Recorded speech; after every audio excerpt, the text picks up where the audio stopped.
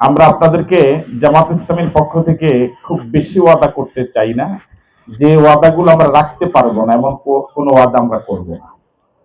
আমরা আপনাদেরকে এতটুকু কথা বলতে চাই, আমরা কচুয়াটাকে একটা নিরাপদ কচুয়া বানাতে চাই, যে কচুয়াতে কোনো মানুষ, মুসলমান হোক, হিন্দু হোক, বৌদ্ধ, খ্রিস্টান হোক, যেই দলেরই হোক, সে কোনো দলকে ভয় করবে না, কোনো নেতাকে ভয় করবে না, কারো রক্ত চক্ষুকে সে ভয় পাবে না। ভয় পাবে কাকে? দলের নাম শুনলে যেন তার প্রতি একটা মায়া জাগে, নেতার নাম শুনলে যেন তার একটা দরদ জাগে, মায়া জাগে। এরকম নেতা আমরা হতে চাই, এরকম দলের কর্মী আমরা হতে চাই। এই কচুয়াটাকে আমরা এমন বানাতে চাই যে কচুয়াতে কোনো ব্যবসায়ী কাউকে চাঁদা দেওয়া লাগবে না। আমরা এরকম একটি কচুয়া বানাতে চাই যে কচুয়াতে আমাদের কলিজার টুকরা যুবকদের হাতে কেউ মাদক তুলে দিবে না। আমরা এরকম একটি কচুয়া বানাতে চাই যে কচুয়াতে আমাদের মা বোনেরা নিরাপদে ঘর থেকে বের হয়ে তার কাজকর্ম সেরে আবার নিরাপদে বাড়িতে আসবে, স্কুল কলেজ থেকে ছাত্রীরা বাড়িতে আসবে। আমরা এরকম একটি কচুয়া বানাতে চাই যে কচুয়াতে একটা মামলায় আসামি হওয়ার কথা 10 জন বা 5 জন, 500 জন আসামি হবে না। এরকম একটি কচুয়া বানাবার জন্য আমাদের একার পক্ষে সম্ভব নয়, আপনাদের সহযোগিতা লাগবে। এই কচুয়া 4.5 লক্ষ মানুষের কচুয়া। আমরা যদি আপনাদের ভোটে আল্লাহর মেহেরবানিতে এমপি হতে পারি, আমরা শুধু জামাত ইসলামীর প্রতিনিধিত্ব করব না, চোখ চেয়ে চেয়ে আমরা বন্টন করব না, গোটা কচুয়ার 4.5 লক্ষ মানুষের প্রতিনিধিত্ব আমরা করব।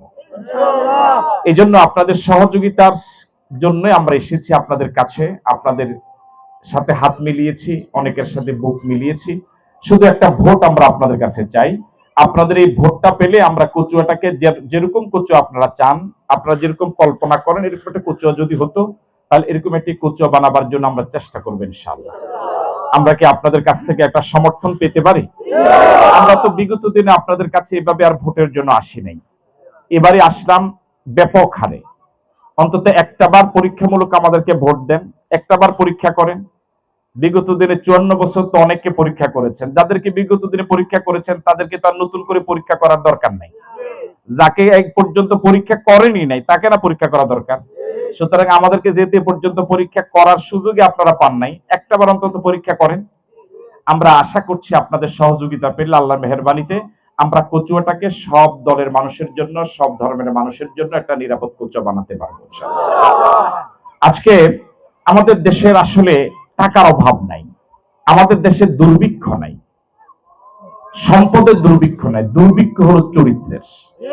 আমাদের দেশের সম্পদের অভাব নেই, অভাব হলো নীতিবান নেতার। আপনাকে আমার সাথে একমত? সম্পদ প্রচুর, কিন্তু নীতিবান নৈতিকতা সম্পন্ন নেতার প্রচন্ড মারাত্মক অভাব। যদি অভাব না হতো, নীতিবান নেতা যদি থাকতো, নৈতিক চরিত্রের যদি দায়িত্বশীল নেতা যদি থাকতো, তাহলে এই গরিব খেটে খাওয়া মানুষগুলো এত কষ্ট করে দিন রাত 24 ঘন্টা মাঠে ঘাটে কাজ করে সংসার চালাতে পারে না, এরকম অবস্থা হতো না। বরং এদেশে সুদভিত্তিক অর্থ ব্যবস্থার কারণে যারা দিন ধনী তারা দিন দিন ধনী হয়, গরিব যারা তারা দিন দিন গরিব হয়। নিয়ম তো ছিল এরকম যে ধনীরা আঙ্গুল ফুলে কলা গাছ হবে না, গরিব গরিব থাকবে না, বরং গরিব আস্তে আস্তে ধনী হবে আর ধনীরা ধীরে ধীরে তাদের ভারসাম্য ফিরে আসবে। আমরা আপনাদের জন্য দোয়া করি, আপনারা আমাদের জন্য দোয়া করবেন। আবারও ইনশাআল্লাহ দেখা হবে কোনো ময়দানে। আমি একা প্রার্থী কচুয়াতে, যদি এরকম মনে করেন যে কচুয়াতে প্রার্থী মাত্র একজন আশরাফি, তাহলে আপনারা বিজয়ের মালা গলা নিতে পারবেন না। আর যদি আপনারা মনে করেন যে না, নির্বাচন কে করছে না করছে সেটা দেখার দরকার নাই, নির্বাচন আমি করছি, বুঝতে পারিনি মনে হয়। মানে আশরাফি আপনারা সকলে এরকম মানসিকতা যতক্ষণ না আপনাদের তৈরি না হবে, ততক্ষণ আপনারা জোয়ার যেটা আছে সেটাকে ঘরে তুলতে পারবেন না। আপনারা কি সকলে আশরাফি হতে পারবেন ইনশাআল্লাহ? কচুয়াতে প্রার্থী কয়জন?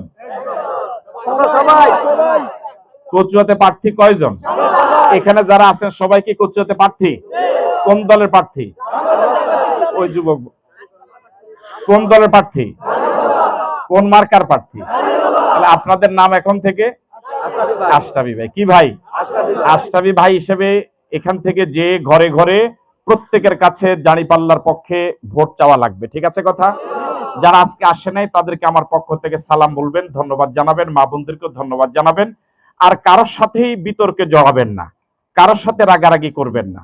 আমরা এই কচুয়াটাকে সকলকে নিয়েই কচুয়াটাকে সাজাতে চাই, ঠিক আছে কথা? কেউ আপনাকে যদি গালি দেয় আপনি তাকে ফুল দিয়ে বরণ করে নেবেন, কেউ যদি আপনাকে গালি দেয় আপনি তাকে জড়িয়ে ধরবেন। ঠিক আছে কথা? এই সামান্য কয়েকদিনের রাজনীতির জন্য ব্যক্তিগত সম্পর্ক, পারিবারিক সম্পর্ক নষ্ট করা কোনো বুদ্ধিমান লোকের কাজ হবে না। এই শান্ত কচুয়াটাকে আমরা অশান্ত যেন না হয় সে ব্যাপারে খেয়াল রাখবো।